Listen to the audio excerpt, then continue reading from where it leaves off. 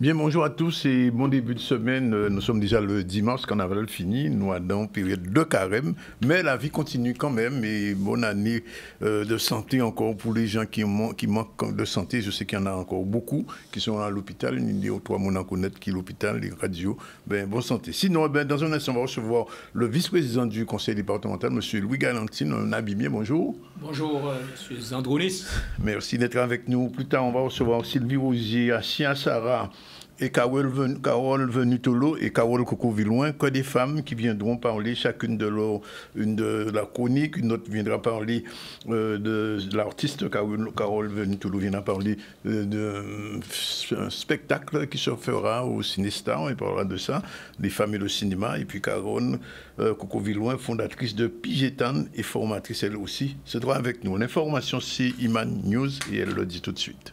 Oui, bonjour à tous. Alors aujourd'hui, nous allons parler du projet de démolition qui est en cours sur Vieux-Bourg-Abîme. Ça marque donc une nouvelle étape dans l'évolution de cette zone qui est historique. On parlera aussi du salon de la famille qui a pu mettre en avant les enjeux liés à la parentalité. C'était sur le Gosier.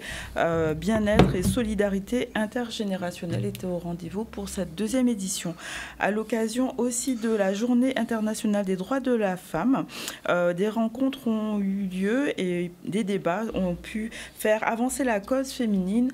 Donc combattre les clichés, c'était l'une de ces conférences organisées. On reviendra sur ce sujet et on parlera d'autonomie alimentaire et de l'initiative Cultiver son jardin en pot, donc une solution pratique pour organiser son jardin en milieu urbain. Voilà pour l'actualité. Jardin en pot, c'est ça? Ouais. Jardin en pot, bien. Alors, je vous l'ai dit, on va recevoir M. Louis Galantine, le vice-président du département.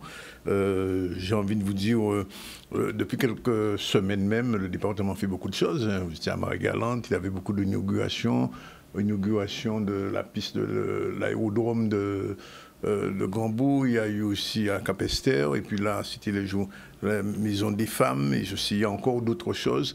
Qu'est-ce qui explique ce mouvement si important du département? Tout d'abord, je dois saluer en fait toute une équipe au sein de l'institution départementale, mais aussi saluer en fait vos téléspectateurs de Canal 10, qui est quand même une télé de proximité.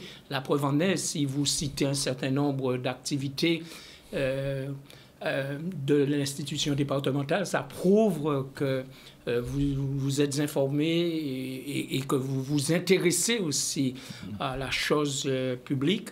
Et d'ailleurs, nous disons qu'avec depuis l'arrivée de la nouvelle équipe présidée par le président Guy Losbar, que vous connaissez, eh bien, il y a une autre dynamique au sein de l'institution. Et cette institution-là, justement, est une institution de solidarité, mais aussi, en fait, qui a un projet politique.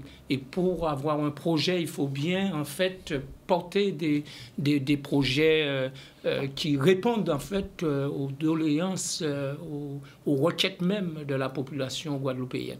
Et je pense que ça s'inscrit naturellement dans cette logique d'occuper l'espace-temps, mais aussi d'occuper le terrain. Et pour cela, comme vous le savez, Guy Losbar est entouré de conseillers départementaux, en l'occurrence moi, Louis Galantine, le serviteur du 3e canton de la ville des Abîmes et le Gosier, et que je salue en fait cette population qui est aussi en quête de devenir et qui est en quête aussi d'une amélioration de leur quotidien.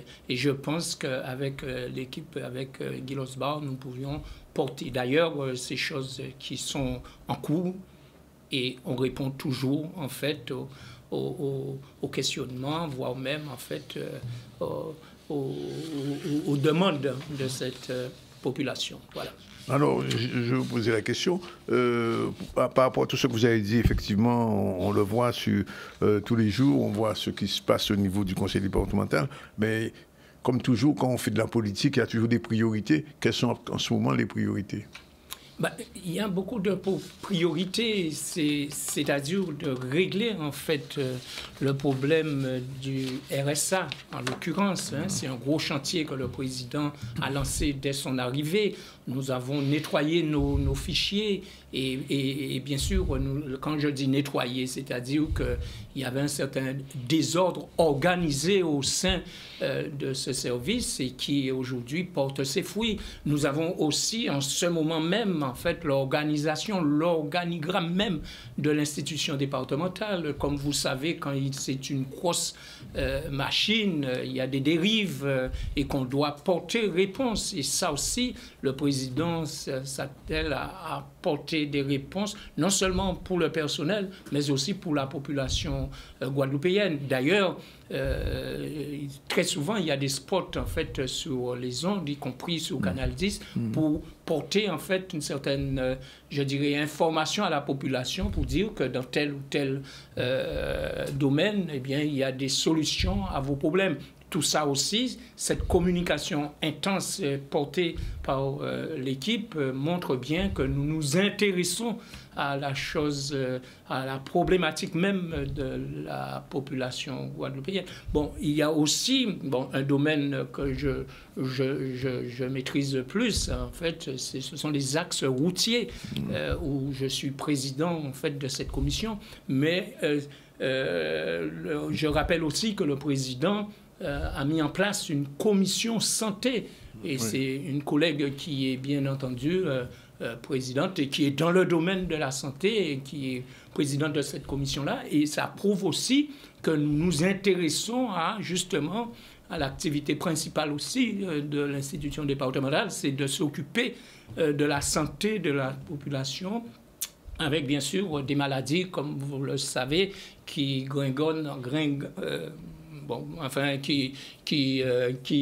comment dirais-je, voilà, essayer peut-être fil à moi, même qui fait jour en fait en Guadeloupe, c'est le diabète, l'obésité, etc.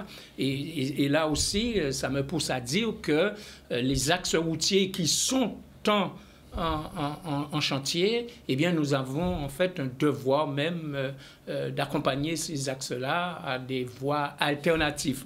Les voies alternatives, ce sont des voies douces où la population peut s'adonner à des activités sportives, la marche, et puis qui est ouverte en fait à toute tranche de la population, que ce soit des enfants, parce que l'obésité, le diabète, c'est aussi en fait, ça touche nos enfants. Parce qu'avec le malbouffe, etc. Bon, mais en tout état de cause, ces axes-là, qu'on appelle les voies douces ou alternatives, ou voire même les voies vertes, eh bien, permettre à la population de s'adonner à des activités sportives. Voilà. Oui. Alors, je ne vous apprends pas non plus qu'il y aura bientôt une maison du département à Paris.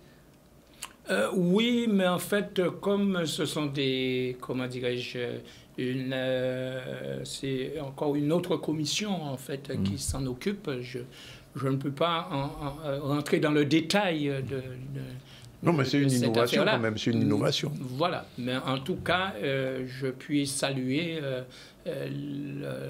l'équipe même du président Guy Losbar qui sont là pour conseiller le président, et le président travaille non pas comme dictateur, mais il porte l'oreille, il a l'écoute de ses conseillers, et bien entendu nous sommes là et c'est une équipe qui travaille et qui est au service de la population, quel que soit l'endroit géographique où l'on est. Alors, parlons un petit peu des routes. Alors, quand on parle de routes, on parle aussi de transport. Alors, est-ce que vous êtes satisfait du transport routier en Guadeloupe aujourd'hui?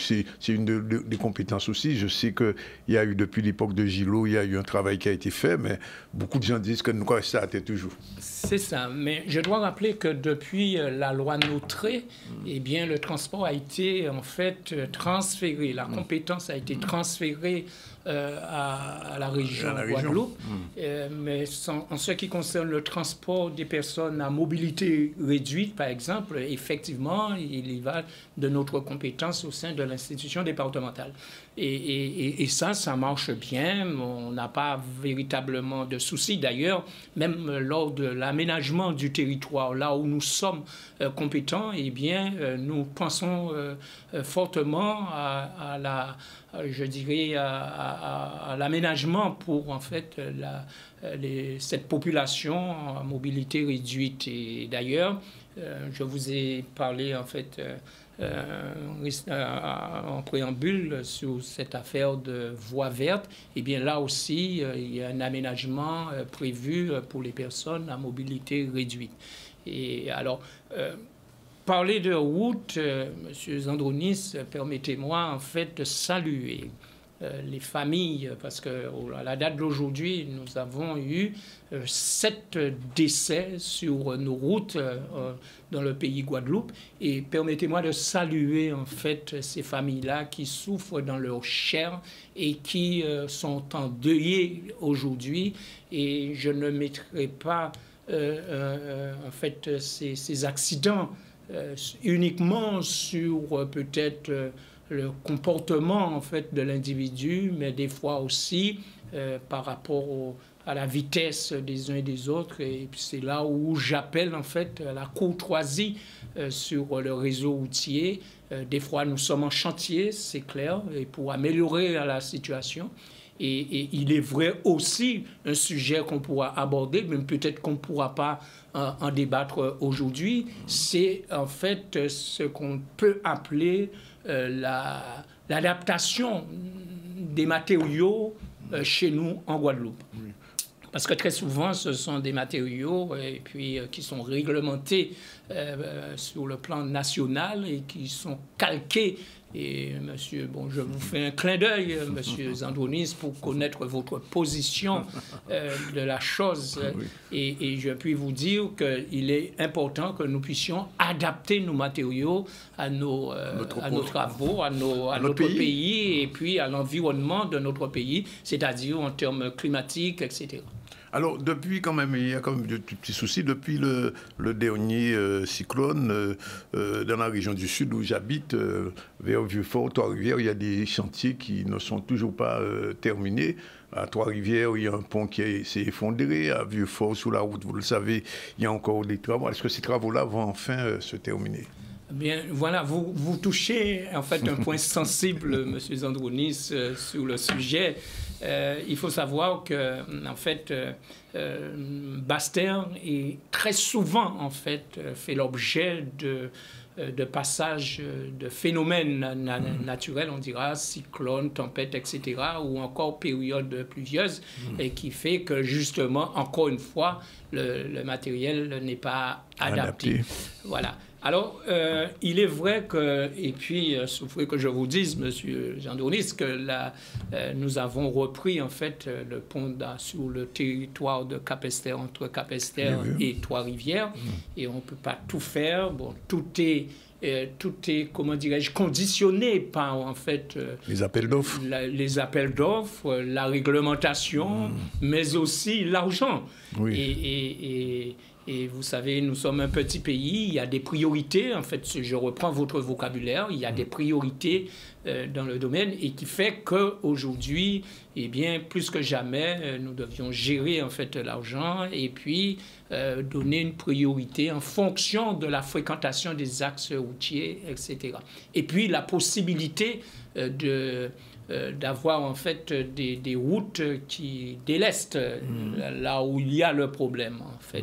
Et il s'avère que là où vous me citez en ce moment, bon, c'est le président Jean-Philippe Courtois qui pourra rentrer dans le détail parce que en fait sachez que mais d'une manière générale, en fait, nous nous consultons entre les 3 présidents, parce qu'il y a le maire de Cap-Esther, qui est M.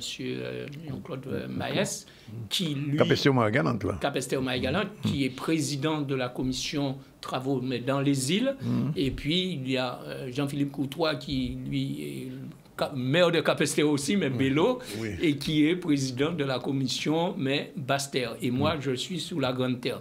Alors, si on peut peut-être focaliser la discussion sur, par exemple, la 2 fois 2 voies de Bainbridge, qui malheureusement est en panne, quand je dis en panne, mais en panne par rapport au règlement du national qui nous impose certaines études aujourd'hui. Et je félicite aussi les services du département qui ont rapidement pris en bras le corps, en fait, ces dossiers-là, et qui, aujourd'hui, nous sommes en mesure de lancer ces travaux-là. Voilà une belle, comment dirais-je, une nouvelle qui est importante pour les habitants du Nord Grande Terre. Alors, puisque vous êtes abîmien, vous savez que si je vais aller à Morne-à-Loup à 14h de l'après-midi ou même à 15h, sortant de Bainbridge, jusqu'à la sortie des abîmes, c'est diabolique, j'ai envie de dire. Qu'est-ce qu'il faudrait pour ça? Pour ça, nous devions en fait enlever le frein. Ce frein-là qui est entre la GUP et puis, en fait, sans pour cela faire de la publicité, il y a une banque verte qui est... Le Crédit Agricole, on le Crédit Agricole, on dira, pour ne pas dire discount. Voilà, des abîmes. Alors, ce tronçon de route est justement... quelque part, pose problème, parce qu'on réduit 2 fois 2 voies en une voie, une voie montante et une voie descendante.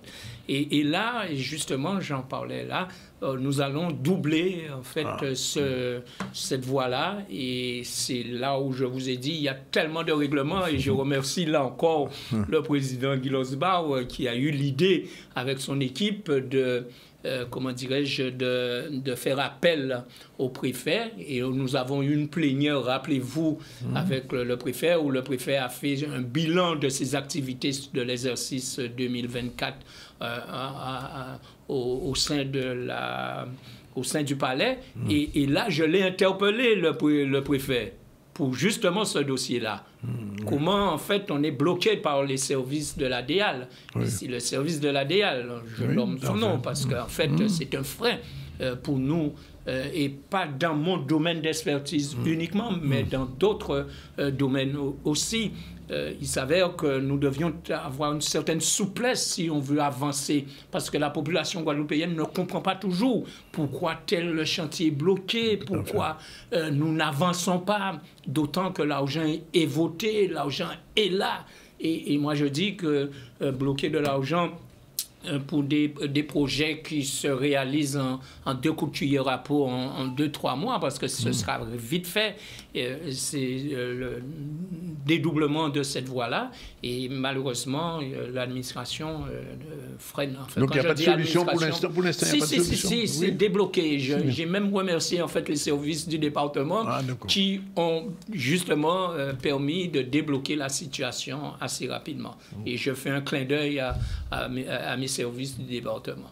Bon, alors, visiblement, vous êtes un homme satisfait quand même du travail qui est fait depuis cette nouvelle mandature, globalement? Globalement, non, parce que nous avons quand même, en fait, des territoires qui sont, par exemple, sur Anse-Bertrand, nous avons, en fait, lancé, en fait, des opérations pour protéger la population qui sont, je dirais, vulnérables, c'est-à-dire les bordures des collèges, par exemple, les bordures de routes départementales qui sont, je dirais, qui desservent en fait des maisons de personnes à mobilité réduite, etc. Je pense en fait à des établissements sur le territoire de Petit Canal, ou encore scolaires, ou encore des abîmes pour qui ils reçoivent ces établissements-là de personnes vulnérables, en l'occurrence nos enfants, les écoliers,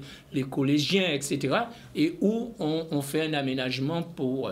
mais c'est sur le programme, en fait, si vous avez pris connaissance, en fait, du programme de la mandature 2021-2028, eh bien, là, on fait état de cette situation-là et nous avons étalé sur ces années-là, en fait, et je pense, en fait, au territoire de Port-Louis, où il y a un seul département, enfin, une seule route départementale, et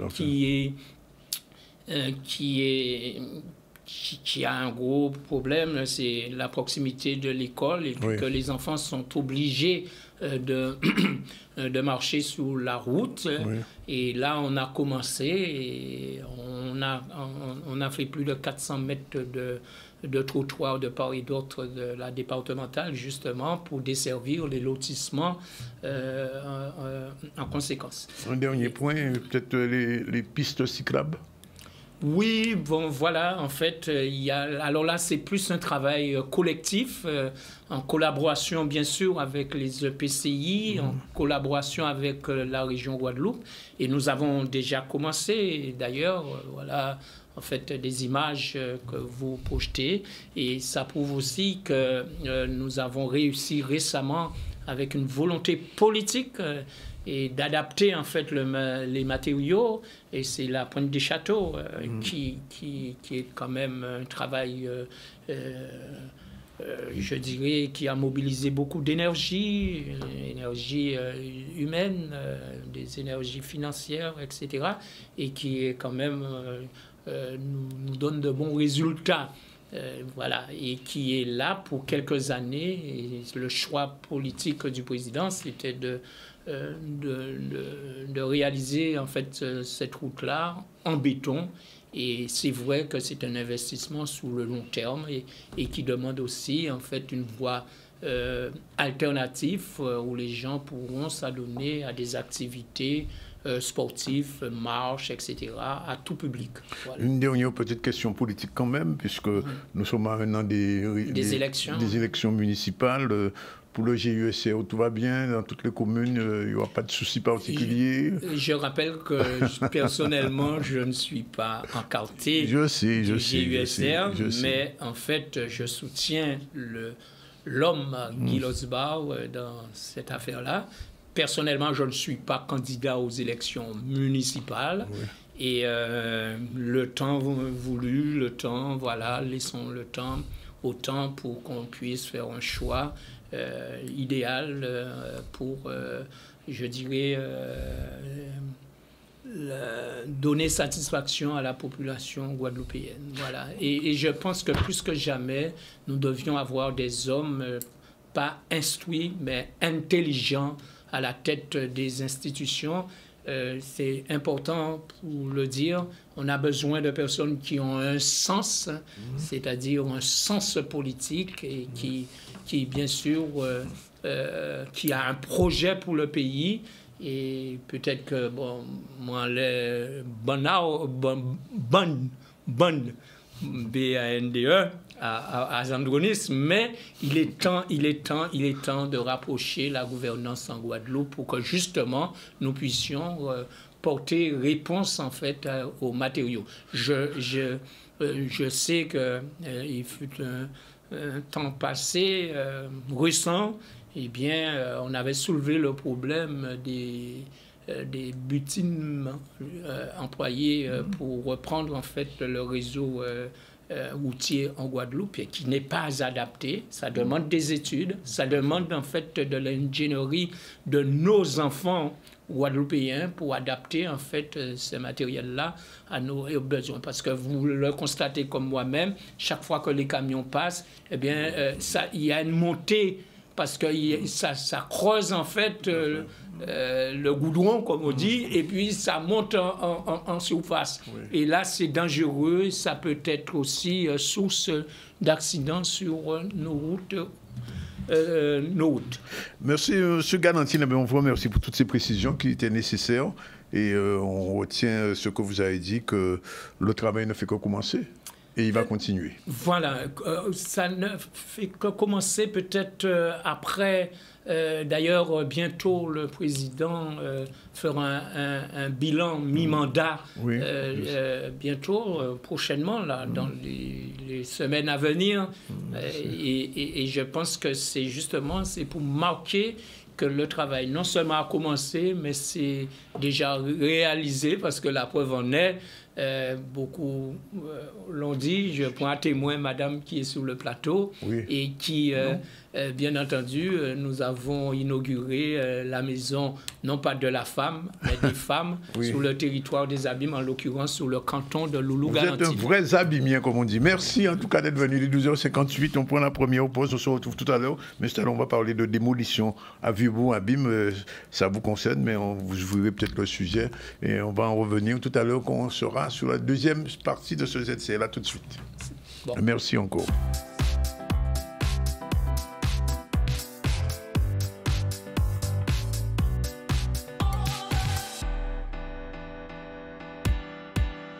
Voilà, nous sommes de retour sur le plateau du ZCL News. Il est à 13h03. Sylvie Osier est là, bonjour. Bonjour. Assia Sarah est aussi là, bonjour. Bonjour. On va vous retrouver avec plaisir dans vos deux chroniques, mais pour on va faire un petit tour dans l'information avec Human News. C'est parti. Oui, on va parler de démolition à Vieux-Bourg-Abîme, donc une phase de démolition qui commence, qui s'inscrit dans un projet visant à réhabiliter le patrimoine et à améliorer le cadre de vie des habitants. Donc on voit un reportage de Charlie Dagonia qui nous marque le début de cette transformation.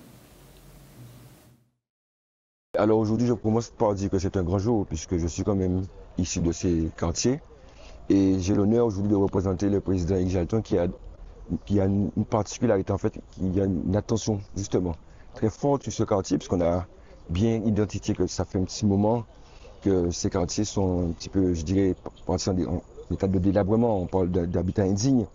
L'année dernière, on a quand même pu obtenir ce qu'on appelle l'arrêté d'insalubrité puisqu'il y a des familles aujourd'hui qui n'ont pas d'eau, qui n'ont pas d'électricité. Donc l'ambition aujourd'hui qu'AP Excellence et l'ensemble des élus communautaires, c'est faire en sorte que les familles soient relogées de manière digne et que ce secteur soit revalorisé, parce que je rappelle quand même que c'est l'entrée de Pointe-à-Pitre, c'est la zone de la continuité de la rénovation urbaine qui, depuis fort longtemps, où il y a une forte attente de la population qui se retrouve quelque part cloisonnée, emprisonnée quelque part. Et aujourd'hui, oui, on mettra l'accent fort parce qu'en fait, il y a une vingtaine de maisons qui vont être démolies. On est pour cela accompagné justement de Terre Caraïbe qui a la maîtrise du foncier, mais c'est l'ensemble des élus communautaires. C'est aussi, je dirais, une opération qui est menée avec l'ANRU, avec l'État, avec l'ADL, parce qu'il fallait faire des opérations de proximité, aller voir la population, discuter avec elle. Et bon nombre de personnes aujourd'hui aspirent à ce que quelque part il y ait un vrai changement. Donc nous sommes là aujourd'hui, on a retroussé les manches. Donc on va passer à une phase beaucoup plus opérationnelle, c'est-à-dire aujourd'hui une vingtaine de démolitions pour un montant, si je ne me trompe, de 303 000 euros. Je pense que les habitants du quartier comprennent l'utilité et l'intérêt de notre démarche. Ils y adhèrent. On a procédé à une première tranche de démolition et de nettoyage. Il ne s'agit pas simplement de démolir, mais de nettoyer les parcelles vides, de curer, de faire des travaux de curage importants, de manière à inscrire quand même déjà l'action de Cap Excellence et de Terre Caraïbe dans le paysage. Donc une première tranche de travaux qui va se poursuivre dans les mois qui viennent jusqu'à une libération complète des lieux qu'on envisage à la fin de l'année 2026. Le ressenti des habitants, il y a deux phases. La première phase, je peux prendre cet engagement-là que 100% de la population qui vit sur le quartier est d'accord pour la rénovation urbaine. Tout le monde est d'accord qu'il y a un problème réel sur le quartier et qu'il faut rénover. Donc ça, c'est... Après, c'est peut-être l'approche qui pose un léger problème. Comment, avec qui et comment. Donc à partir de là, c'est là où la négociation doit prendre tout son sens. C'est que Cap Excellence, le PF, et c'est à eux de se mettre autour de la table de façon à ce que la population trouve son compte. Voilà donc un projet qui va redessiner l'avenir de ce quartier. On continue avec l'actualité. Oui, puisqu'il y a même le salon des familles, de la famille. Oui, le salon de la famille qui était sur le Gosier. Donc c'était justement l'occasion de réunir des experts, des associations, des familles pour échanger sur des thématiques essentielles pour les parents, la parentalité, l'éducation, le bien-être et la solidarité intergénérationnelle. Surtout du côté des papas, puisque la thématique était axée sur ce versant. On va voir un reportage de Michel Dagonia. La deuxième édition de ce salon est tournée autour le rôle du père au sein de la famille et les papas solos, avec des conférences, des ateliers qui tournent autour de cet axe. Pourquoi? Parce que dans notre société guadeloupéenne, je dis bien guadeloupéenne, on a tendance à toujours dire que c'est la mère qui porte tout, c'est la femme potomitan. Soit la femme a son rôle à jouer, mais le père aussi. Parce qu'une famille ne se compose pas que d'une mère et d'un enfant. Pour faire un enfant, il faut être deux. Donc, il y a le papa. L'objectif de la ville du Gosier, c'est vraiment accompagner, conseiller pour tout ce qui est l'éducation et l'écoute aussi pour les familles gosiériennes. Il y a un numéro vert qui accompagne cette maison. Donc, je vais vous le dire, hein, c'est 08 05 320 420. Voilà. Eh ben, nous sommes à votre service, besoin de conseils, tout ça. La direction de la famille du Gosier est à votre service. Cette idée est venue suite à une réflexion menée autour de la famille et tout ce qui se passe, où je me suis dit qu'il faut organiser quelque chose qui rassemble, qui réunit la famille dans sa globalité, dans un seul lieu, avec des professionnels autour de la famille, de la parentalité, et échanger avec les visiteurs. La bulle Baye Moja est un espace de jeu dédié aux enfants de 0 à 3 ans qui permet aux enfants et aux parents de partager une session de jeu durant 1 heure accompagnée de 3 familles, des duos parents-enfants. Ça peut être mamie, ça peut être papy, ça peut être également parrain, marraine. Bref, tant que l'enfant est accompagné d'un parent obligatoire, eh bien, il partage une session de jeu avec des jouets et des jeux qui sont adaptés à son jeune âge et qui lui permettent donc d'explorer le monde sous diverses façons différentes, que ce soit avec des thématiques mensuelles différentes. À l'intérieur de la bulle, les jeux seront donc différents. Donc ça veut dire que quand on vient une fois, on a forcément envie de revenir puisque les jeux sont différents tout le temps. Hier, il y avait l'atelier pâte à sel où les parents ont pu faire cet atelier avec leur enfant. Donc c'est un atelier de manipulation, d'échange parents-enfants. Aujourd'hui, c'est un atelier graphisme aussi qui est proposé. Voilà, donc il y a des crayons, des feutres, tout est à disposition des enfants avec des dessins, avec des jeux, des feuilles canson, voilà, où l'enfant librement peut s'asseoir à la petite table ou se poser au sol pour faire sa créativité, tout simplement. Mais voilà, pour l'instant, mais on va revenir à l'actualité tout à l'heure, puisqu'on doit parler encore de la Journée internationale de la femme et cultiver le jardin en pot. Voilà. Il est 13h09. Sylvie Rosier est déjà là et son générique démarre tout de suite.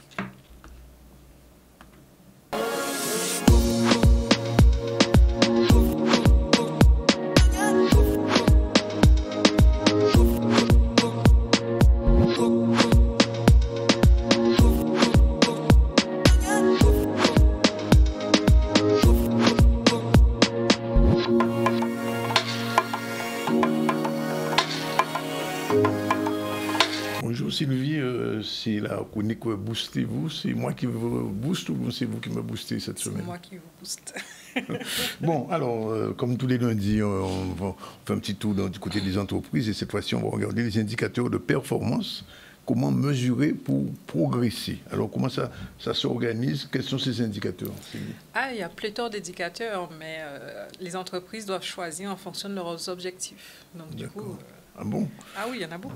Ça va dépendre de ce qu'on veut mesurer pour aller vers quel résultat. Et pourquoi c'est important de mesurer? C'est important, c'est un peu comme conduire une voiture sans tableau de bord quand on n'a pas d'indicateur. Donc on ne sait pas à quelle vitesse on va. Bientôt les voitures n'auront pas de chauffeur. Hein. Ah, ben on n'y est pas encore. En tout cas, moi je ne monte pas dans cette voiture pour l'instant. Oui, ça existe déjà en Chine. Enfin bon. Mais du coup, si on n'a pas d'indicateur, donc je disais, c'est comme conduire une voiture sans tableau de bord. Là, c'est vraiment dangereux puisqu'on ne voit pas la vitesse à laquelle on va. On ne voit pas s'il reste encore de l'essence ou de la batterie si c'est une voiture électrique. Et donc, du coup, ces indicateurs servent de tableau de bord à l'entreprise et à l'équipe pour voir justement où ils en sont, comment ils progressent et s'ils vont réussir les objectifs. Donc, il y a des bons ou des mauvais indicateurs? Il n'y a que des bons indicateurs. Il n'y a que des bons indicateurs. C'est les résultats qui peuvent être bons ou mauvais. Ah, d'accord. Alors, pas pareil. Alors, comment on fait pour les choisir? Par exemple, on peut prendre l'exemple d'une équipe commerciale. L'objectif pour eux, ça va être de suivre, par exemple, le nombre de ventes réalisées ou le taux de conversion des prospects. Et donc, ils vont choisir des indicateurs qui correspondent à ces objectifs-là. Pour une équipe projet, ça va être les délais d'avancement, les réalisations et sur les différentes tâches qu'il y a à faire pour la réussite de ce projet-là. Ou une équipe RH qui a besoin de connaître son taux de satisfaction des employés ou le turnover, c'est un bon indicateur. Parce que si on a un gros turnover, c'est qu'il y a un petit souci au niveau des employés, donc il y a des choses à faire.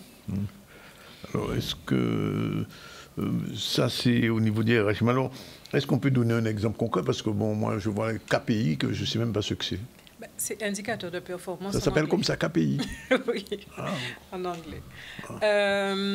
On peut prendre l'exemple d'un projet en événementiel pour une équipe qui est en train de travailler sur un projet en événementiel où l'objectif principal, c'est de réussir à avoir 200 participants et un taux de satisfaction de 90%, par exemple. Et donc, en termes d'indicateurs de performance, ils en ont plusieurs. Le premier, du coup, forcément, ils vont suivre le nombre d'inscriptions pour voir s'ils arrivent à atteindre leur objectif de 200 participants.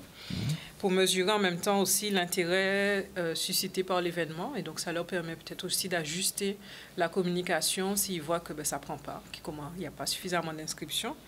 Le taux de participation réel, parce qu'il y a des gens qui s'inscrivent et peut-être des fois qui ne viennent pas. Donc, ça aussi, c'est un indicateur intéressant à voir. L'engagement sur les réseaux sociaux, maintenant, c'est primordial, surtout sur de l'événementiel. Donc, il faut en parler, il faut voir si les personnes qui suivent le compte les réagissent, s'ils commentent, s'ils partagent, s'ils likent les publications. Le budget, puisqu'on est sur de l'événementiel, le respect du budget prévu, être sûr qu'on le respecte. Le temps moyen de réponse aux demandes pour les participants, parce que si les personnes posent des questions et qu'on prend beaucoup trop de temps à répondre, ça peut faire qu'on perd des votes. Donc ça aussi, mettre cet indicateur pour l'équipe, pour être sûr de pouvoir remplir de coup les 200 participants. Et à la fin de l'événement, le taux de satisfaction, puisque peut-être que c'est un événement qu'on aimerait reconduire, mais il faut pouvoir voir ce qui a été, ce qui n'a pas été, ce que les gens en ont pensé. D'accord. Et il y a un type d'organisation pour ça? On revient à la méthode RACI que j'avais présentée il y a quelque temps. C'est la répartition des tâches au sein de l'équipe, de nommer, de bien clarifier les rôles, de nommer un responsable, qui est-ce qui a autorité sur telle ou telle décision, qui est-ce qui doit être consulté avant validation de telle ou telle décision et qui est-ce qui est juste informé. Donc on fait ce tableau en amont, on répartit les rôles avec toute l'équipe pour être sûr que tout le monde comprend bien son rôle au sein de la mission. Et après, il faut suivre ces indicateurs, donc soit avec des réunions courtes en début de semaine. Courtes, c'est combien de temps? 30 minutes, c'est le plus court. 15 minutes, si on a juste un point à voir, mais 30 minutes à peu près, où on fixe les 3 priorités de la semaine, par exemple. Après, on peut continuer à travailler avec l'équipe sur des tableaux collaboratifs comme Trello ou comme ClickUp. C'est une application qui est vraiment très bien pour répartir aussi les tâches. On met tous les éléments dans le tableau et en temps réel, on voit les avancées des tâches qui sont affectées aux membres de l'équipe. Et en fin de semaine, on fait un bilan rapide sur les priorités qu'on s'était fixées dans la semaine, voir ce qui a marché, ce qui n'a pas marché, où on en est pour ajuster la stratégie. D'accord. Et cette méthode fonctionne? Oui. Oui? Non, enfin, je pose la question. Oui, ça marche. C'est pas magique, hein? Ça marche. Non, parce que visiblement, quand on a un événementiel, il y a une espèce de paramètres, c'est les paramètres qu'on doit suivre pour savoir si on est dans la bonne voie. C'est ça, mais en fait, quand on est sur un événementiel, on a une date butoir de toute façon. Donc, il faut prendre le temps au début, quand on se lance dans l'organisation de l'événementiel, c'est de détailler toutes les tâches à effectuer pour la réussite de cet événement-là et de mettre des deadlines à chacune de ces tâches. Et une fois qu'on a fait ça, attribuer des rôles à tout le monde. Et ça, on le rentre dans le tableau collaboratif. Donc, tout le monde sait ce qu'il a à faire. Il y a la deadline. L'avantage des tableaux collaboratifs, c'est qu'il vous fait des mails pour vous dire que la deadline, c'est dans une semaine, c'est demain, c'était passé.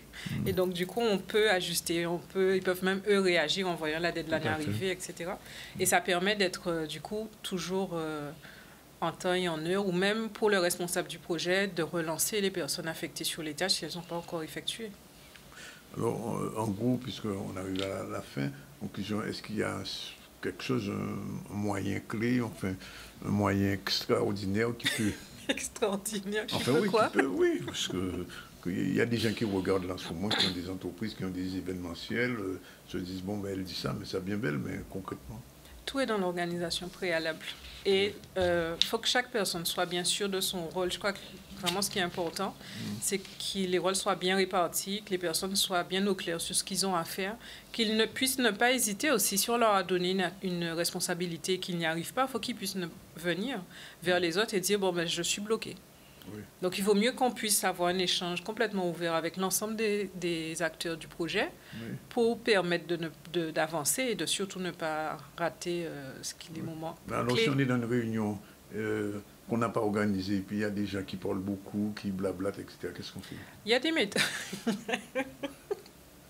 Il y a des méthodes lors des réunions. S'il y a des personnes qui prennent toute l'attention ou toute la parole, on peut demander, mettre en place une organisation de temps de parole ou de prise de parole. Et puis, mais il faut dire ça avant la réunion.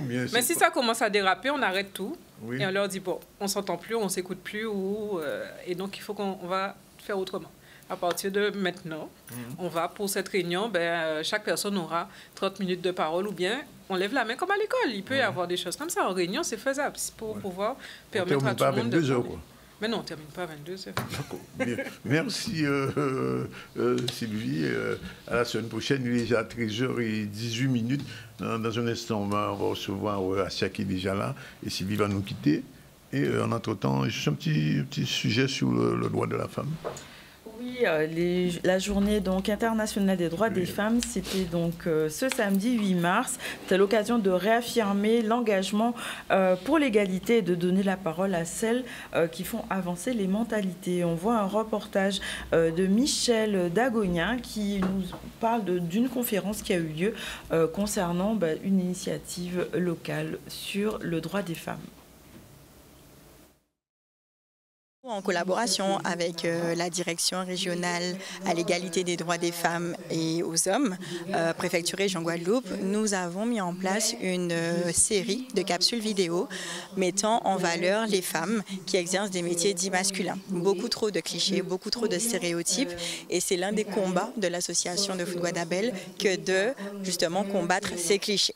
Donc aujourd'hui, nous sommes présents à l'occasion de la Journée internationale des droits des femmes pour mettre à l'honneur ces femmes et ces jeunes filles, puisqu'il y a aussi des jeunes filles qu'on a valorisées, qui sont en études notamment au RSMA ou au lycée privé de Blanchette-Gourbert, qui du coup ont répondu volontiers à notre sollicitation en termes d'interviews, de témoignages inspirants. J'ai été conviée par Foot Guadabel, une association qui est rentrée en contact avec moi depuis quelques mois.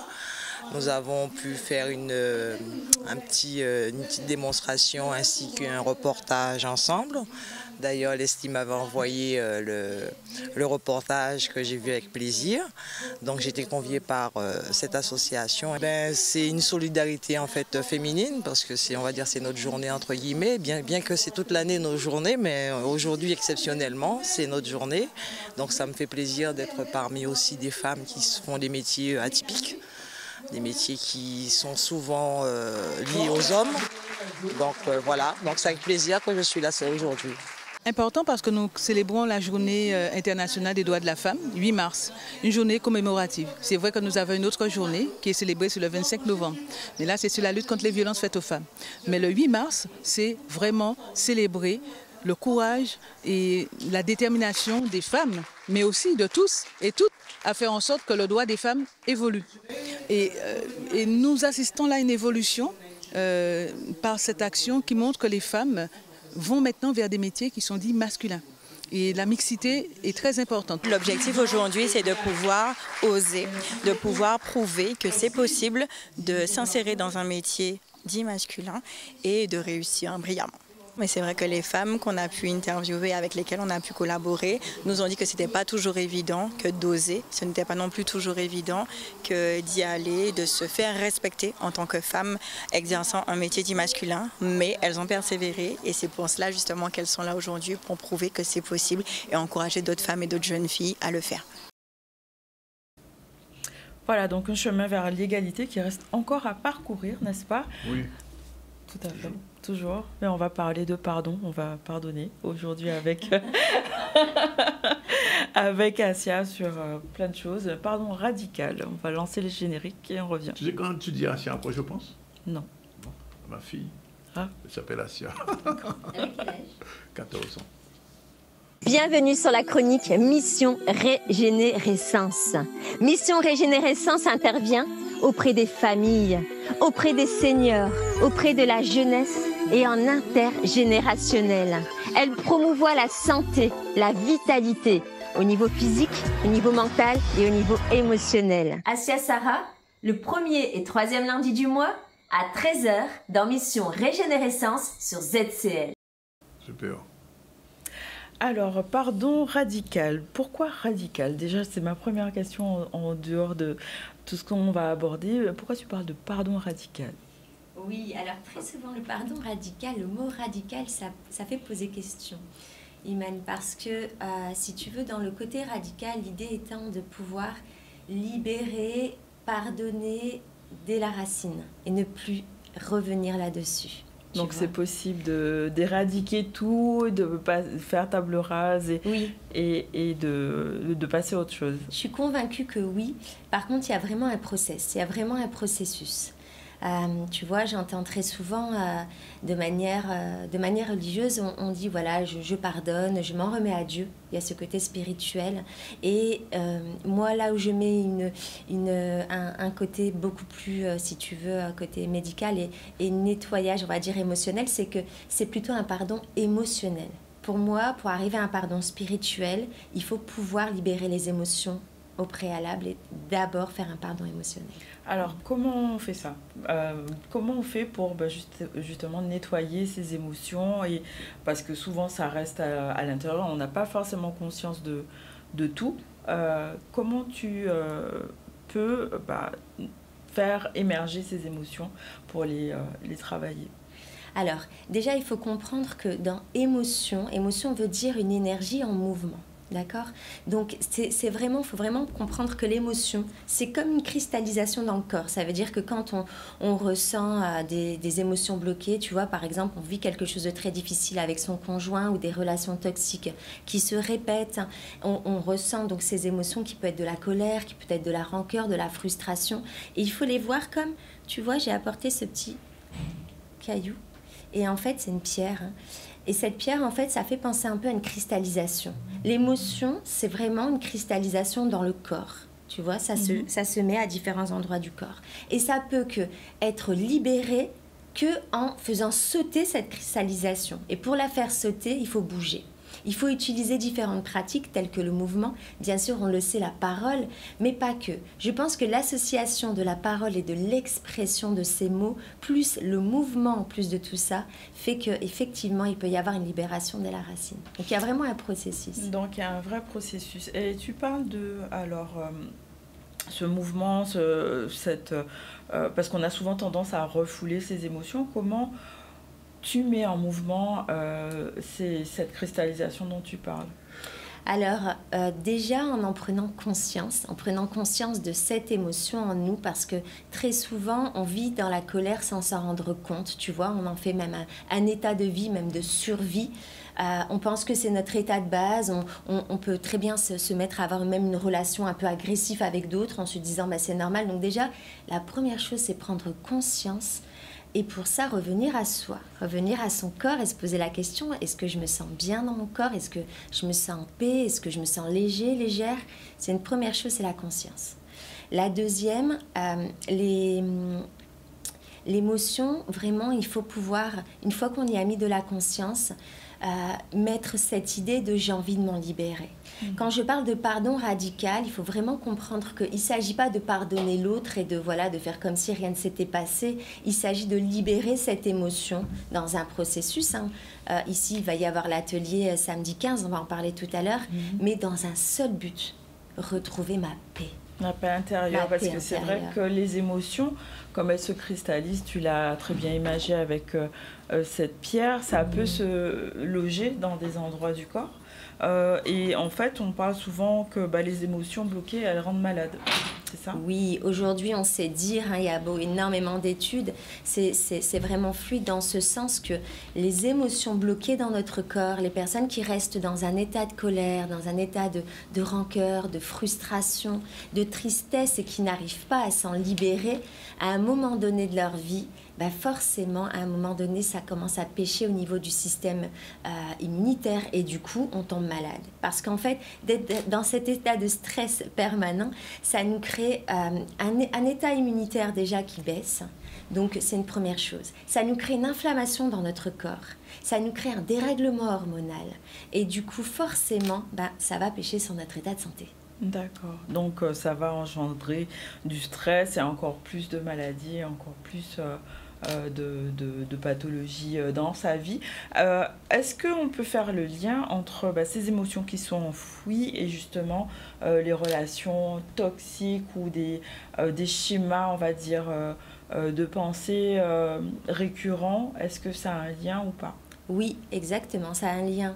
Parce que lorsque nous avons vécu, par exemple, pour te donner un exemple, une personne qui a été maltraitée enfant, qui va attirer malgré elle un compagnon qui va être dans la maltraitance, il y a vraiment une corrélation entre ce que j'ai reçu enfant et ce que je vis et ce que j'attire adulte sans en prendre conscience finalement. Et c'est souvent des personnes qui vont vers ce qu'elles connaissent, vont vers ce qui les rassure parce que ça a été l'amour qu'elles ont reçu d'une certaine manière.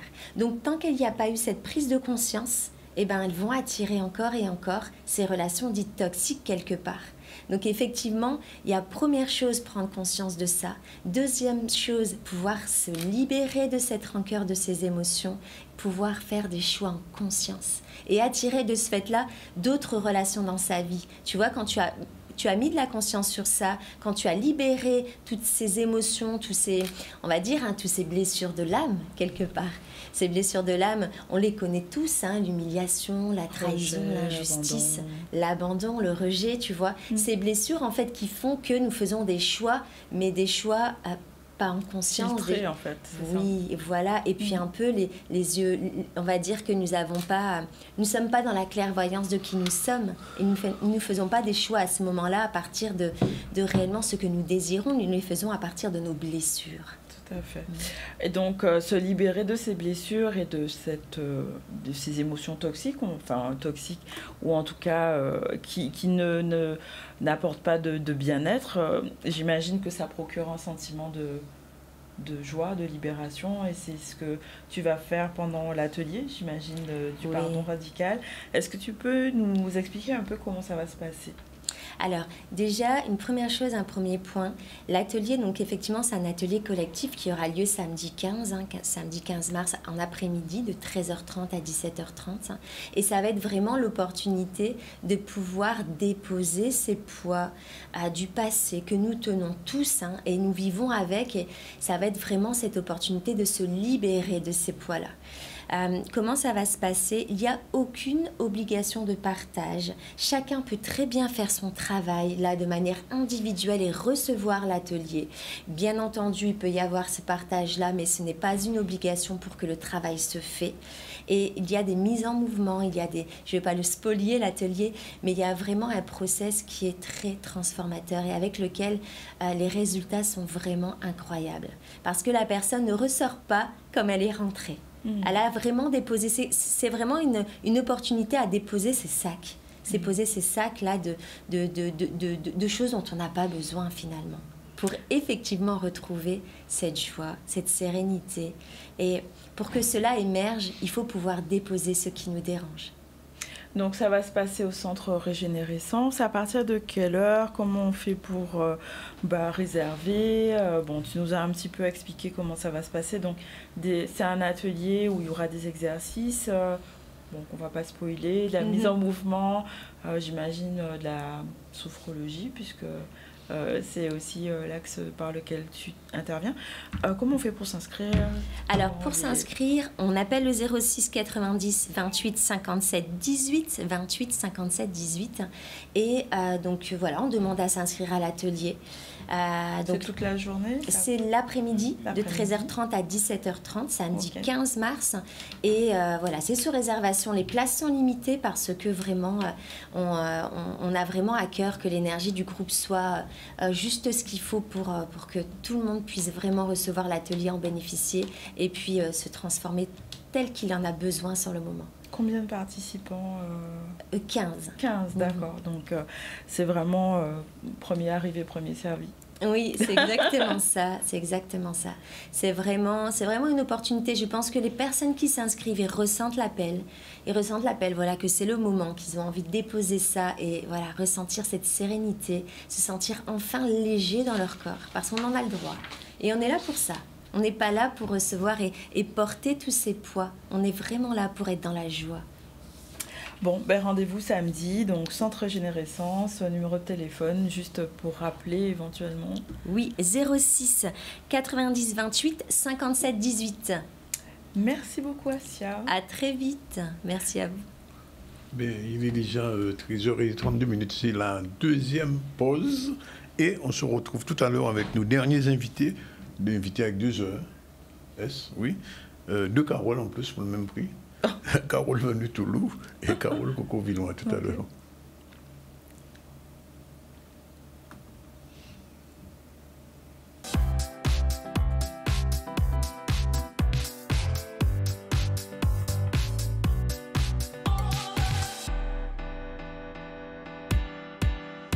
Voilà, c'est la dernière séquence du ZCL aujourd'hui. Il est 13h37. On va recevoir 2 Carole. Carole Venue-Toulouse, bonjour. Bonjour. 30e année. Enfin, on va nous parler de ce qui va se passer dans les jours qui viennent, en fait, très rapidement. Et Carole Coco-Villois, bonjour, qu'on ne voit pas assez souvent, mais elle est là. Bonjour. Bonjour, merci d'être là. Elle est fondatrice de PJTAM et formatrice. Elle va nous annoncer ce qu'elle fait. Mais on revient à l'actualité avec Iman News rapidement. Oui, on va parler de comment cultiver son jardin en pot, donc nouvelle montée en puissance des pratiques éco-responsables et un retour à une alimentation saine. Ce sont des 2 objectifs qui sont à l'initiative de ce projet, donc une solution adaptée aux espaces restreints, comment cultiver en pot. On voit un reportage de Vianney Valverde. Disons que la plantation en pot, il y a des règles. En fait, on ne va pas prendre une plante et dire qu'on va le mettre dans un pot et puis ça va le faire. Donc, il y a minimum quelques règles à respecter, c'est-à-dire le volume du pot. Donc, pour la majorité des arbres fruitiers que nous avons dans ce pays, c'est 90 litres. Et pour le substrat qui est divisé même en 4 substrats différents, c'est-à-dire la terre, du sable, du terreau, la perlite et du sable de carrière. Donc, c'est ce mélange-là qui est vraiment la colonne vertébrale de la plantation en pot. Et c'est ce qui va permettre effectivement déjà de démarrer dans de très très bonnes conditions pour la plantation en pot. J'ai posé la question parce que j'avais 2 soucis. J'avais un souci avec les Christophines. Donc il m'a donné la solution. Il faut que le bas, là, les fesses soient fondues. Et puis pour les giromons, apparemment, il faut apporter de l'humidité. Donc je vais réessayer. Après la théorie, donc ils ont pu voir de belles images, voir comment c'était un jardin en pot. Maintenant, là, je vais vraiment faire la pratique. Justement, c'est le complément. Et puis j'espère qu'ils vont pouvoir effectivement avoir tous les éléments en main pour réussir leur plantation en pot. C'est super intéressant par les temps qui courent. On a de moins en moins d'argent. Et puis ça coûte de plus en plus cher. Et puis c'est quand même intéressant de pouvoir manger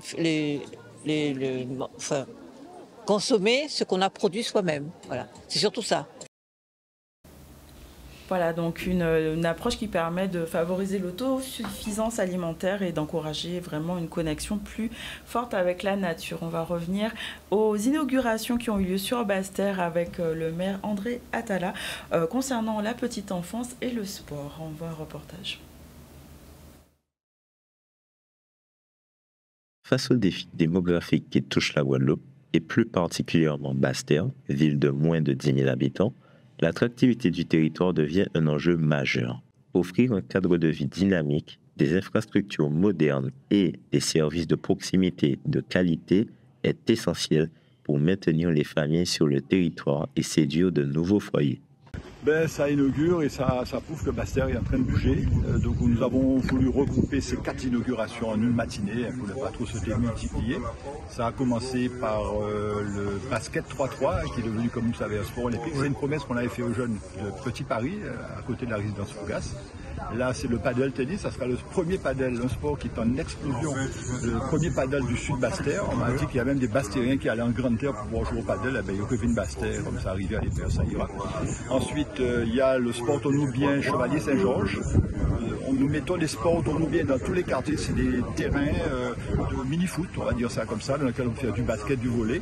Et c'est important parce que ça intervient dans la cohésion sociale des quartiers. Non seulement il y aura des jeunes qui feront des petits tournois interquartiers, mais il y aura aussi des personnes âgées avec lesquelles nous mettrons des éducateurs sportifs pour faire les personnes seniors bouger. Donc ça créera du lien intergénérationnel. Et enfin, le summum, c'est cette très belle crèche de Basse-Terre qu'on va inaugurer aujourd'hui, qui est déjà ouverte depuis septembre et qui est probablement, excusez-moi, l'une des plus belles, peut-être la plus belle crèche de la Guadeloupe, pour le grand bonheur de nos enfants. Rivière-des-Pères d'école, Rivière-des-Pères, vous savez, on a un projet ambitieux pour Rivière-des-Pères, en accord avec la NCT, l'Agence nationale de la cohésion territoriale. Vous savez qu'il y a des maisons qui sont à risque près de la rivière. On ne veut pas juste arriver pour dire aux personnes, il y a 3, 4, 5, 10 maisons qui sont en danger, il faut déplacer. On veut un projet ambition pour Rivière-des-Pères qu'on a appelé Rivière-des-Pères 360 degrés. En tenant compte, je dirais, d'un lycée qu'on a, le complexe sportif. D'ailleurs, j'ai prévu lundi prochain que l'ensemble des personnes et des collectivités qui gèrent ce complexe sportif, région, communauté d'agglo, la Dragesse, l'État, convoquer une réunion qui se fera en préfecture pour pouvoir résoudre définitivement le problème de ce complexe, parce que c'est un beau complexe et qui n'est pas utilisé comme il faut. Il n'est pas normal, j'ai déjà dit, que nos footballeurs soient obligés de jouer à 3 heures de l'après-midi à 30 degrés, et ça c'est depuis Maria. C'est un coup de gueule, mais j'espère qu'on arrivera à permettre à Basse-Terre de pouvoir jouer en nocturne. Oui, avec un son désagréable. Hein. Ouais, ça me pétait les oreilles. Bien, alors on va parler de son plus agréable avec Carole. Bonjour Carole, 30e quoi? 30e anniversaire, 30 ans de carrière. Ah, 30 ans de carrière, c'est pas 30e anniversaire de Carole, non? Oh là là, j'aurais tellement aimé. Alors, comment ça se passe quand on a fait 30 ans de carrière en Guadeloupe, dans l'art lyrique? Il faut être habité par la conviction et la détermination que ce que l'on fait a un sens. Oui. Et cette volonté de faire partager sa passion au plus grand nombre. Et c'est ce qui m'a habité depuis ces 30 dernières années. Et donc, le concert du mercredi 12 de cette semaine, donc, au Cinestar, vient un petit peu couronner ce palier. Pour moi, ce n'est pas une terminaison, c'est un palier. Et un palier que je veux célébrer avec le public qui me suit depuis ces 30 années, qui m'a vu grandir au sens propre et au sens figuré. Et donc, j'ai le plaisir et l'honneur d'être invité d'honneur du festival de cinéma Femmes d'ici et Cinéma. Et c'est la raison pour laquelle également ça se passe au Cinestar. Oui. Ça veut dire qu'on joue Joanne Carole actrice? Pourquoi pas? Le champ des possibles est ouvert, je ne m'interdis rien. Alors, comment ça va se passer au Cinestar mercredi? Eh bien, les tickets sont en vente sur Bizouk, mais ils peuvent être achetés également sur place. Mais on aura donc un plateau d'artistes que j'ai voulu très éclectique, comme d'habitude. Hein. C'est ma marque. Petit nom quand même? Bien sûr. Alors, nous aurons Fabrice Tétout, le ténor guadeloupéen Fabrice Tétout, avec lequel je fais des duos. Nous aurons également le groupe de musiciennes de femmes Koseika au tambour. Ça, c'est puissant, parce que jouer sur un air de Bach, qu'ils ont rebaptisé sur un air de rien, avec des tambours, c'est extrêmement puissant. Et pour moi, c'est une énergie formidable que de chanter sur ce morceau-là. C'est comme ça que je les ai découverts, d'ailleurs. Il y aura également le Stilpan, le Kawikera Stilpan, qui est champion du monde, il faut le rappeler, de Stilpan, notre groupe de Stilpan de la Guadeloupe, de Cap-Esther. Il y aura également à la fin de ce concert de magnifiques surprises parce que mon premier professeur de chant, et non des moindres, Pierre Azamia, m'a fait l'honneur d'accepter de faire un duo avec moi. D'accord. Et donc, elle sera également invitée de ce programme. Et je terminerai avec une jeune chanteuse lyrique qui a 16 ans, Thalia Garçon, qui donc va clôturer cette soirée avec moi. Et c'est dans le fil conducteur de ce en quoi je m'inscris maintenant, qui est la transmission. Ouais. Il n'y aura pas de pianiste de choix. Oui, Jean-Michel Lesdel. Comment l'oublier? Jean-Michel Lesdel sera au piano. Oui. Lara Mouriol également sera au violon. Donc, c'est un plateau très éclectique, mais c'est un maillage et un lionnage de styles musicaux différents, d'univers musicaux différents, mais autour du chant classique et de l'opéra que je célèbre depuis 30 ans. Alors justement, rapidement, quels sont le répertoire? C'est quoi exactement? Oh là là, on passe du chant sacré aux grands airs d'opéra, Puccini, Mozart. On passe également des grands classiques du jazz aux negro spirituals. Et puis on finit sur 2 chants en train de miauler, mais je n'en dirai pas plus. D'accord. Mais enfin, ça veut dire que ton répertoire est assez large finalement, au bout de 30 ans. Alors oui, au bout de 30 ans, j'ai pu explorer effectivement des univers musicaux très différents. J'ai eu cette liberté, probablement parce que je ne suis pas une chanteuse lyrique professionnelle. Je me suis accordé cette liberté, je ne l'ai pas demandé et nous le savons bien, la liberté, ça ne se demande pas, ça se prend. Tout à fait. Et donc, je me suis accordé cette liberté et c'est dans ces différents répertoires que nous allons nous exprimer. Donc, tout un chacun pourra s'y retrouver. Mais c'est aussi le message fort que de dire et que je martèle depuis tant d'années qu'il n'y a pas de petite musique et de grande musique, il y a la musique. Oui. Est-ce qu'un jour, je pose la question, tu vas exporter ton talent? Alors oui, cette année, j'ai déjà chanté en Guyane, en Martinique, dans les îles de la Caraïbe et surtout dans l'archipel de la Guadeloupe, parce que la Guadeloupe, ce n'est pas que la Guadeloupe proprement dite, c'est aussi les îles de l'archipel. Et cette année, je vais donc à nouveau chanter à Marie-Galante le 22 mars, par exemple, aux Saintes, au mois de juin. Je vais chanter en Martinique et je vais chanter également dans l'Hexagone. Ah, c'est prévu aussi? C'est prévu également, donc pour mes 30 ans, au mois de juillet. Oui. C'est 30 ans vraiment flamboyant, on peut dire. Oui, je le veux flamboyant parce qu'aujourd'hui, je crois qu'il est temps aussi de dire que nous avons des talents dans tous les répertoires, dans toutes les disciplines en Guadeloupe. Et ce n'est pas rien. Je n'arrête pas de répéter à cette nouvelle génération qui commence de ne pas se laisser impressionner par les paillettes. Voilà, parce qu'aujourd'hui, on fait croire aux gens qu'en l'espace d'un an, ils peuvent être des vedettes, qu'ils peuvent être en haut de l'affiche. Ce n'est pas ce qui compte. Ce qui compte, c'est de construire un artiste. Un artiste, ça se construit et une carrière artistique aussi. Et j'en suis quelque part un peu la preuve, mais avec d'autres, hein, pas uniquement moi. Donc, il faut marquer le coup, il faut dire voilà tout ce qu'on a fait et les choses se sont construites petit à petit. C'est aussi le fruit de magnifiques rencontres avec des artistes, avec des musiciens, avec des chanteurs, mais aussi avec ma plus belle histoire d'amour qu'est le public. Dernière chose, quel est aujourd'hui l'état du chant lyrique en Guadeloupe après 30 ans? Bon, il y a Carole, mais il y a plein d'autres personnes qui sont passées aussi. Tu as parlé de Zamia. Mais... Bien sûr, c'est extrêmement satisfaisant parce que moi, il y a plus de 40 ans de ça, et je dis bien, lorsque je me produis pour la première fois dans le cadre de l'Alliance des Arts, hein, qui était présidée par Génie Grand, il me plaît de dire son nom, et Pierre Azamia, qui était en charge de la classe de chant classique, premier professeur de chant classique en Guadeloupe. Nous sommes, lorsqu'on se produit à l'OMCS, moi j'avais 16 ans, la première fois que je chante sur scène, on est en comité restreint quand même. Et de voir que ce travail de terrain, ce travail pédagogique que j'ai fait avec d'autres, évidemment, entouré de d'autres personnes, aujourd'hui nous permet d'avoir de jeunes Guadeloupéennes et Guadeloupéens qui se professionnalisent dans le cadre du chant lyrique, qui disent ça aussi c'est pour moi, je choisis cette discipline-là, qui certains d'entre eux me disent, c'est quand je suis venue avec ma maman vous écouter, je me suis dit j'ai envie de faire ça, j'ai envie de chanter comme ça, et qui font des carrières internationales. C'est remarquable parce qu'en 40 ans, il y a eu vraiment une ouverture très grande et aujourd'hui, on se produit devant des salles combles qui réunissent des générations différentes dans une même salle. Moi, je me souviens en 2007, lorsque j'avais présenté au Centre des Arts et de la Culture de Pointe-à-Pitre mon spectacle L'Opéra Soleil. On a fait 3 salles combles. Dans la grande salle, c'était 1100 places, la grande salle du Centre des Arts. Donc, c'est bien que nous accueillions des gens qui viennent d'ailleurs et c'est important qu'il y ait cette ouverture sur le monde. Mais personne ne nous amène la lumière. Nous connaissons ce que c'est que le chant lyrique, nous savons ce que c'est que l'opéra, et le public guadeloupéen est très averti aujourd'hui.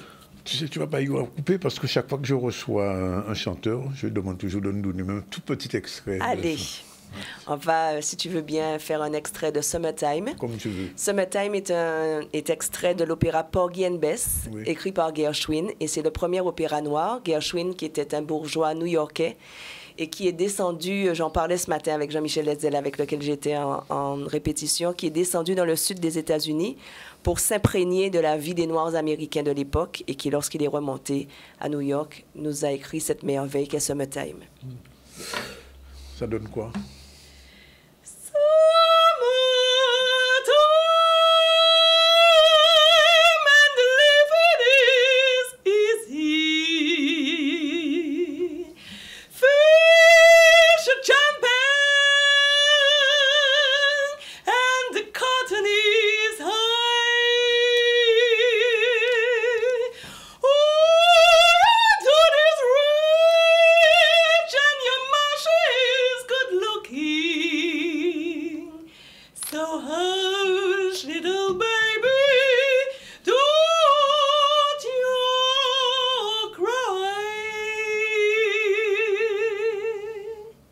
Merci Carole, mercredi 12 à partir de 19h au Cinestar. Merci d'être venu, merci pour tes 30 ans et continuez.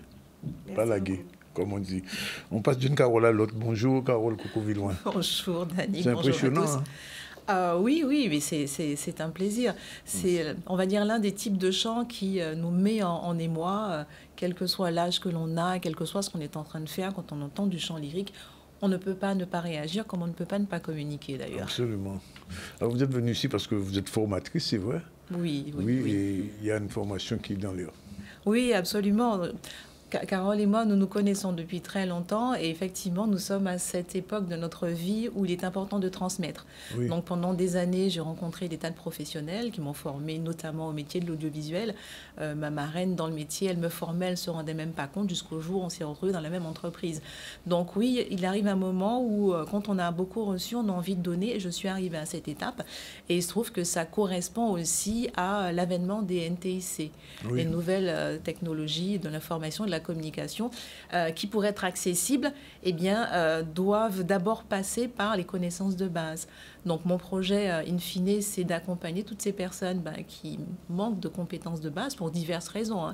Il y a toujours différentes raisons pour lesquelles un parcours d'apprentissage peut être modifié, ralenti ou inexistant.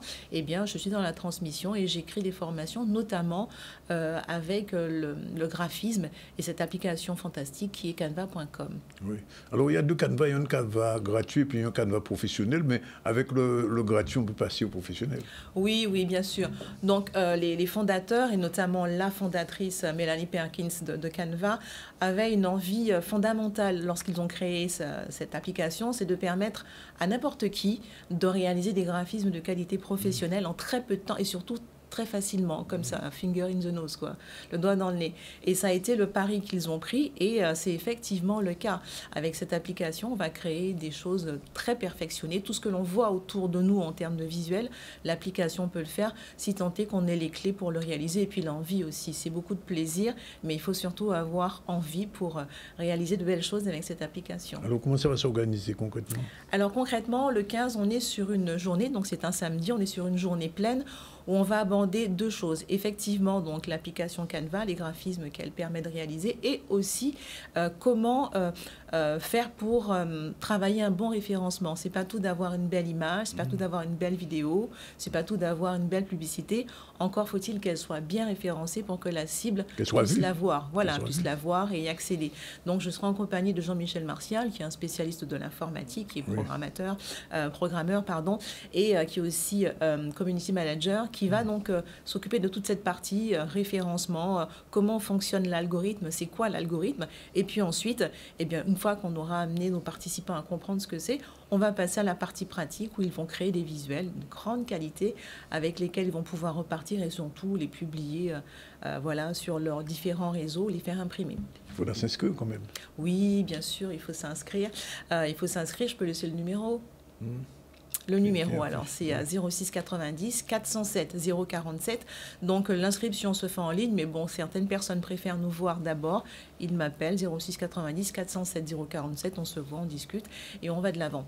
Alors, la formation se fait en présentiel ou en distanciel? Alors, ici, on est sur un atelier formant, ok, et ça se passe en présentiel. Et effectivement, il existe des possibilités de travailler en distanciel, notamment pour les personnes qui ne sont pas nécessairement disponibles pour se déplacer, à mobilité réduite ou simplement tenues par des obligations. Et à ce moment-là, oui, on fait un partage d'écran, pas forcément sur cette session Canva Pro Connect, mais sur d'autres. En fait, on s'adapte à tout le monde. Dès qu'il y a un besoin, une envie, un projet, eh bien, on va formater autour de la personne une session qui lui ressemble et qui lui permettra d'avoir les compétences. Alors, ça veut dire que le 15, en sortant de cet atelier, les gens auront les outils pour pouvoir créer des outils? Ah ben oui, amplement. Je voudrais quand même signaler cette personne qui m'a vraiment émue presque aux larmes, qui est venue participer à un atelier, je crois, il y a 2 ans, et qui nous a reçus il n'y a pas si longtemps avec un collaborateur, parce qu'elle nous met à disposition un espace. Et elle nous montre ce qu'elle a réalisé avec Canva. Elle a créé un jeu de cartes. Elle voulait ce jeu de cartes, il n'existait pas. Elle l'a créé, mais c'est juste génial, c'est fantastique. Oui. J'ai été vraiment émue aux larmes parce que cette dame, elle n'a pas 20 ans, elle n'a pas 30 ans, elle pourrait être ma maman. Donc tout le monde peut si elle peut. D'accord. Bon, ben, le rendez-vous est pris? Ah ben oui, samedi 15, ça se passe au Gosier. Donc à quelle heure, de quelle heure? 9h, 17h, puis on fait une petite coupure pour s'alimenter quand même, parce qu'une fois qu'on est dedans, on a vraiment beaucoup de mal à s'arrêter parce que c'est beaucoup de bonheur. Là, on voit par exemple Erika Pradel, que beaucoup connaissent, coach nounou, eh bien, elle a pris plaisir. Elle connaissait déjà, mais elle a pris beaucoup de plaisir parce que maintenant, elle a appris des petites astuces sympas. Ok, ben c'est dit. Voilà, il est exactement 13h56. C'est la fin du ZCL. On a tout dit? Oui. Vous de l'actu, ben, rappelle les titres de l'actu. Alors, rappel des titres. On a parlé du début de la démolition sur Vieux-Bourg-Abîme, donc un projet qui marque une nouvelle évolution dans cette zone historique. On a aussi évoqué le salon de la famille qui a eu lieu ce week-end sur le Gosier, en mettant en avant la parentalité, le bien-être et la solidarité intergénérationnelle. Il était question de la Journée internationale du droit des femmes, avec différentes conférences qui ont pu avoir lieu pour faire avancer la cause féminine en Guadeloupe. On a évoqué comment cultiver son jardin en pot et on a fait aussi état des différentes inaugurations sur Basse-Terre en matière de sport et de petite enfance. Voilà, et bien nous on a reçu à partir de 12h30 Louis Galantine, le vice-président du département. Avec lui on a fait un petit peu le point sur ce que fait en ce moment le conseil départemental avec la mandature de monsieur Losba. Ensuite Sylvie Rosier nous a parlé du KPI. Si vous ne savez pas ce que c'est, regardez le podcast sur comment dans une entreprise justement gérer les performances, et c'est très important. On a reçu aussi Asia Sarah, elle a parlé de pardon radical. Voilà. Et puis on a terminé avec Carole Venitolo qui nous rappelle donc mercredi 12 mars au Cinestar à 19h le concert de Mes 30 ans de scène. Ça va durer combien de temps à peu près? 2 heures. 2 heures. Et l'autre Carole? Samedi 15, de 9h à 17h, formation canva.com, atelier formant plus précisément au Gosier. Eh ben, c'est terminé, voilà, il est 13h58. Merci d'être avec nous, on se retrouve demain à la même heure à partir de 12h30. Et comme toujours, je dis à Carole Venitolo, arrivederci. Grazie mille. Ok, bueno. Voilà, c'est fini pour aujourd'hui. La réalisation était assurée par Yann avec le soutien de Satyam. Et on se retrouve demain à la même heure.